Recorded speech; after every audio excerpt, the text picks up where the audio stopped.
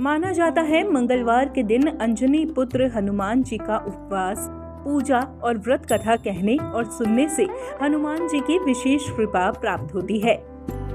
शास्त्रों के अनुसार हनुमान जी पराक्रम, बल, सेवा और भक्ति के आदर्श देवता माने गए हैं।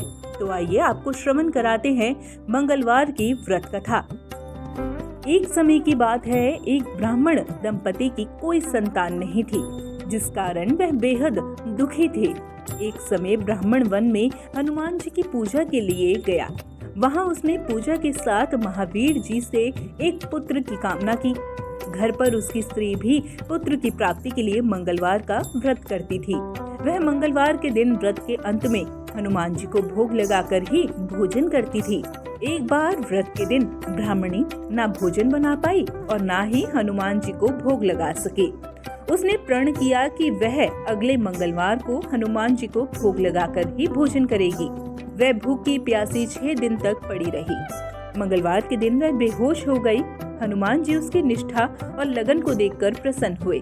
उन्होंने आशीर्वाद स्वरूप ब्राह्मणी को एक पुत्र दिया और कहा कि यह तुम्हारी बहुत सेवा करेगा।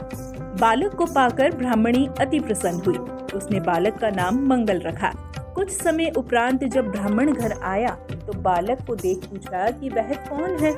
पत्नी बोली कि मंगलवार व्रत से प्रसन्न होकर हनुमान जी ने उसे यह बालक दिया है।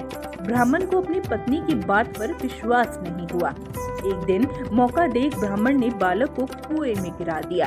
घर पर लौटने पर ब्राह्मणी ने पूछा कि मंगल कहाँ है। तभी पीछे से मंगल मुस्कुराकर आ गया। उसे वापस देखकर ब्राह्मण आश्चर्यचकित रह गया। रात को हनुमान जी ने उसे सपने में दर्शन दिए और बताया कि यह पुत्र उसे उन्होंने ही दिया है। ब्राह्मण सत्य जानकर बहुत खुश हुआ। इसके बाद ब्राह्मण दंपति प्रत्येक मंगलवार को व्रत रखने लगे। जो मनुष्य मंगलवार व्रत कथा को पढ़ता या सुनता है और नियम से व्रत रखता है, उसे हनुमान जी की कृपा से सब कष्ट दूर होकर सर्व सुख प्राप्त होता है और हनुमान जी की दया के पात्र भी वे बनते हैं। श्री हनुमंत लाल की पूजा आराधना में हनुमान चालीसा, बजरंग बाण और संकट मोचन अष्टक कपाट बहुत ही प्रमुख माने जाते हैं।